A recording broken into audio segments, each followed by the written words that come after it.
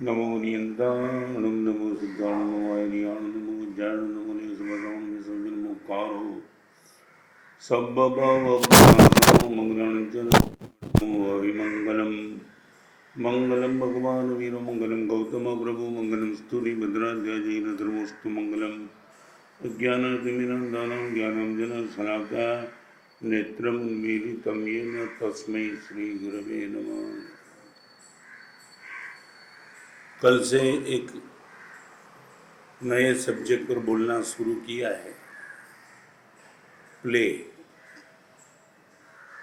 Play में सबसे पहले पी था और उनको लेकर के कल बताया जाए पेन एक्सपेक्टिंग।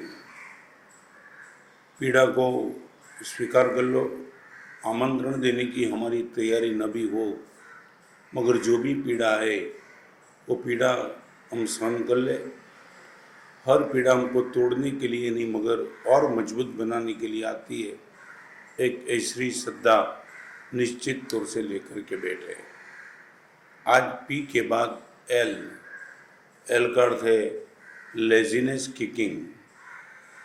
हमने फुटबॉल को तो किक किया है और किक करने के बाद, किक लगाने के बाद फुटबॉल जहाँ होता है वहाँ से गोल तक पहुँच जाता है। शायद सबसे जीवन की बहुत बड़ी समस्या एडवांस टेक्नोलॉजी आने के बाद लोगों को लगता है हम बिजी हो गए, मगर बिजी नहीं हुए, लेजी हो गए। एवरेज एक समय था कि रोग का एक समय था 60-70 साल के बाद ऐसा रोग आता था जिनको मन में एक ख्याल आता था कि ये रोग आया। 30, 40, 50 साल की उम्र के लड़के को स्लिप डिस्क, कमर का दर्द, ये सब कुछ शुरू हो गया है। नो डाउट बैठने की क्षमता, कंप्यूटर के सामने बैठने के हिसाब से शारीरिक श्रम जो होना चाहिए वो श्रम खत्म हो गया। पूरे इस हिंदुस्तान में करीबन 10-15 दिन के पहले पेपर में एक समाचार आया था, उड़ीसा या तो आंध्र प्रदेश में किसी एक भाई के घर करीबन 18 साल से एक तोता था, पिंजर में बंद, पालतू तोता था। आदमी ने बड़े प्यार से वो तोते को रखा था। न मालूम कितने साल से उनके पास तोता होगा। पिंजर में सब कुछ व्यवस्था थी, अमरूद भी था, पानी भी था, सब कुछ था।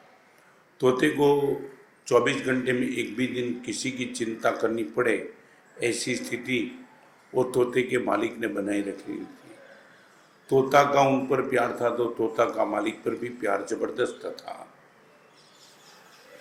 इतना बड़ा प्यारा तोता, न मालूम बाजू वाले की नज़र लग गई और ये मकान मालिक कहीं 1-2 दिन के लिए कहीं गया होगा। उसने पिंजर में से तोते को उठाया और अपने घर में जो पिंजर था वो पिंजर में जाकर के उसको बंद कर दिया। मकान मालिक बाहर से आया और उनको पता चला मेरे तोते को इस आदमी उठा गया है। बहुत बड़ी बात की, मगर वो आदमी तोता देने के मूड में नहीं था। आखिर कोर्ट में केस गया। तोते का मालिक असली मालिक था, उसने सब साबुत बता दिया कि इतने साल से मेरे पास है और मेरा पालतू है। और ये आदमी ने भी जो कुछ बताना तो बता दिया। जज को संतोष नहीं हुआ और जज ने इतना ही कहा कि तोता तुम्हारा है या तुम्हारा है, मैं तय नहीं करूँगा, तोते को ही तय करने दो। दोनों ने बोल दिया तोता कैसे तय करेगा। तब जज ने एक प्रयोग किया, तोते को वहाँ बुलाया और तोते को बुलाने के बाद जज ने तोते को हाथ में से छोड़ने के पहले इतना कहा, असली मालिक होगा तोता उनके पास चला जाएगा और फिर मुझे फैसला देने की जरूरत नहीं पड़ेगी। जिंदगी में मैंने भी पहली बार ऐसा केस सुना, पेपर में पढ़ा और जैसे ही तोते को हाथ में से छोड़ा, न तोता इस मालिक के पास गया, न तोता उस मालिक के पास गया और सीधा आसमान में उड़ गया। दोनों देखते रहे और तोता आगे निकल गया। ये एग्जाम्पल को पढ़ने के बाद मैंने ऑब्जर्वेशन किया कि करीबन आदमी भी यही तो है, पिंजर में बंद। कौन सा पिंजर? कंफर्ट जोन का पिंजर, सुविधा का पिंजर। वो कहीं जाना ही नहीं चाहता है। जैसे तोते को अमरूद मिलता था, मिर्ची मिलती थी, पानी मिलता था, सुरक्षा मिलती थी, मगर फिर भी ये तोता ने तय किया, चाहे सुविधा कितनी भी मिले, मगर आसमान में जो स्वतंत्रता है वो स्वतंत्रता पिंजर में निश्चित तौर से नहीं है, और तोता उड़ गया। मैं आज एक प्रश्न पूछना चाहूँगा, सोशल मीडिया की ब्रीफ लेने वाले जो भी है, मैं ये नहीं कहना चाहता हूँ ये बंद हो जाएगा, ये रहेगा और आगे बढ़ते चलेगा। 1G, 2G, 3G, 4G, 5G, न माना जी कितना आएगा।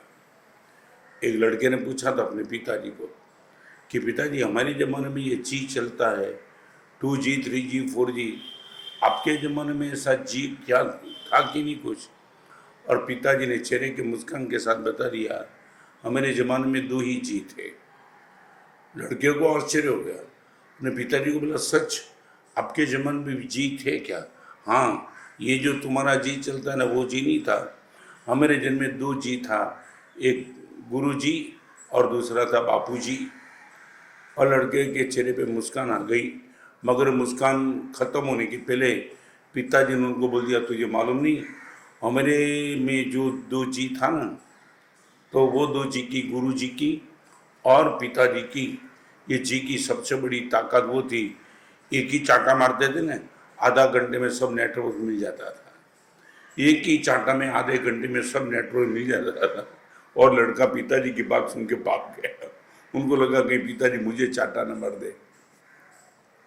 मैं ये कहना चाहता हूँ, आज के ज़माने में चाहे एडवांस टेक्नोलॉजी ने कुछ भी दे दिया, इंटरनेट, वेबसाइट, ईमेल, जो भी है, मगर एक ताकत जो देनी चाहिए था, लेजीनेस बढ़ा दी है। एक समय था, शिक्षा में 3 चीज़ थी। स्कूल में जाने वाले को शिक्षा तो मिलती थी, मगर टीचर के पास संस्कार भी तो मिलते थे, और संस्कार के साथ श्रम भी मिलता था। आज मैदान की गेम करीबन करीबन खत्म हो गई,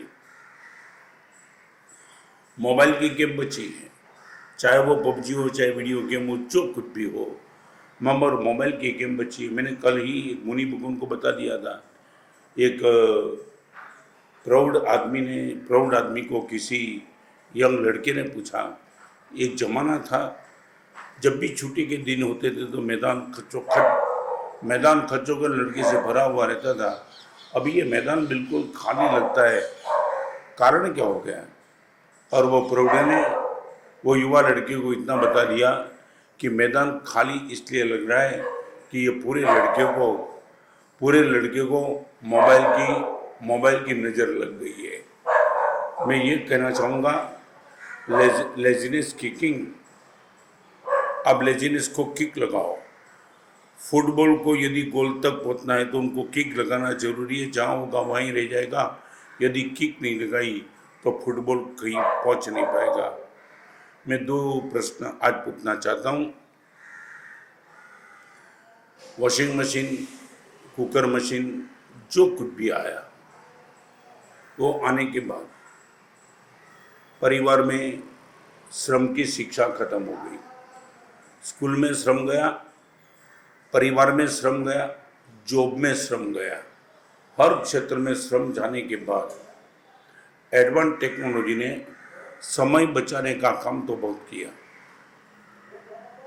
मगर बचे हुए समय में क्या करना, वो विज़न देने में एडवांस टेक्नोलॉजी कमज़ोर पुरवार हो गई।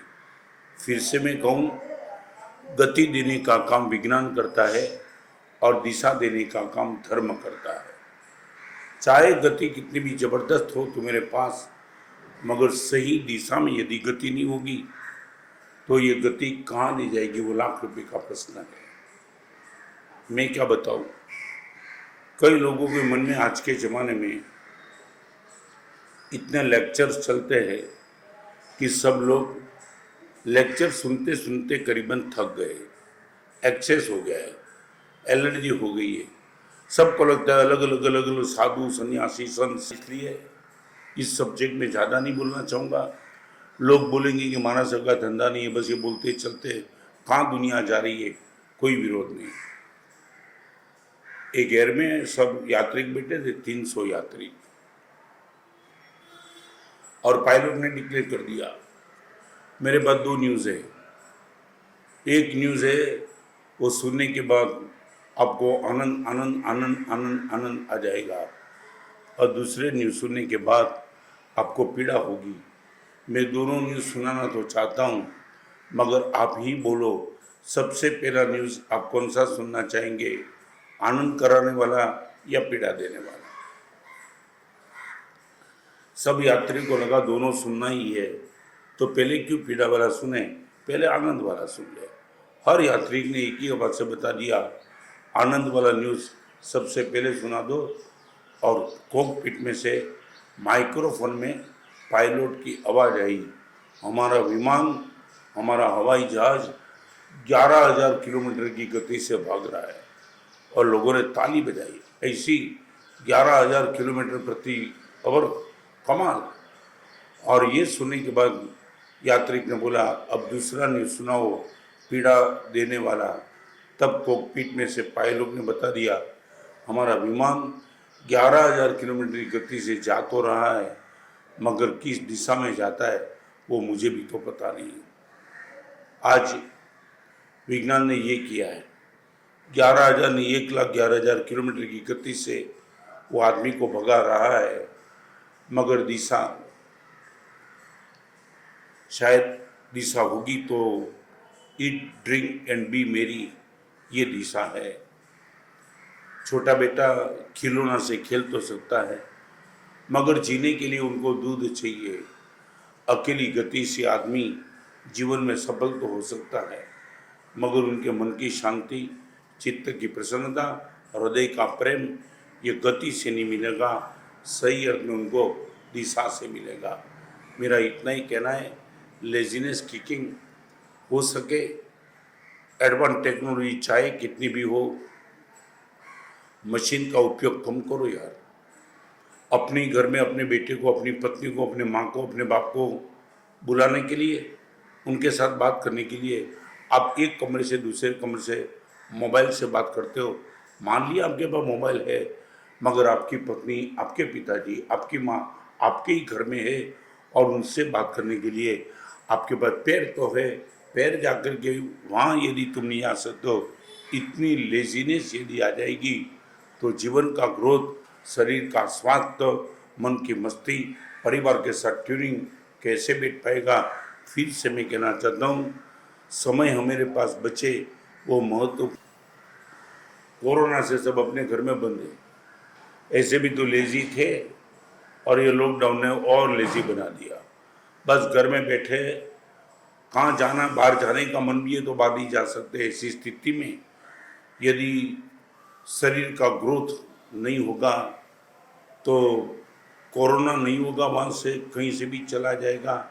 इसलिए मैं कहना चाहता हूँ, जब ये लॉकडाउन खलास ख़त्म हो जाए, तब अपने शरीर को एक्टिव रखने के लिए, मन को प्रसन्न रखने के लिए लेजीनेस किकिंग ऐसी। और एक बात, लेजीनेस को तोड़ने के बाद वो काम मत करना जो आपके जीवन को तबाह कर दे और बाजू वाले को तबाह कर दे। रावण ने कुंभकर्ण को पूछा था कि कुंभकर्ण, मैं इतना एक्टिव रहा और तू सोते रहा, 6 महीना सोया हुआ रहा, ये लेजीनेस तुझे कहाँ ले जाएगी। 6 महीने के बाद कुंभकर्ण उठा था, और रावण ने जब उनको इतना कहा, तब कुंभकर्ण ने रावण को इतना कहा, मान लिया मैं सोते रहता हूँ 6 महीने, मगर आप मुझे बताएंगे आपने जागने के बाद क्या किया, आपने जागने के बाद क्या कमाया, और मैंने सोने के बाद क्या गवाया। इससे तो बेटर थे आप भी मेरे साथ सो जाते, इतना बड़ा युद्ध नहीं होता। मैं इतना कहूँगा, जागना है तो राम बन जाओ,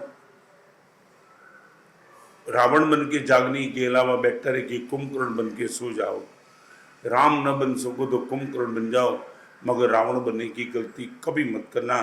लेजीनेस किकिंग हमारी आलस को, हमारी जड़ता को, हमारी निष्कर्मता को यदि सही रास्ते पे सही दिशा पे हम कदम करें, हमारा जीवन, हमारा शरीर, हमारा मन और हमारा अंतःकरण निश्चित तौर से सही दिशा में जाकर के परमात्मा का रिप्रेजेंटेटिव बन के ही रहेगा। ऐसी ताकत हम सब में पैदा हो जाए, यही मंगल कामना।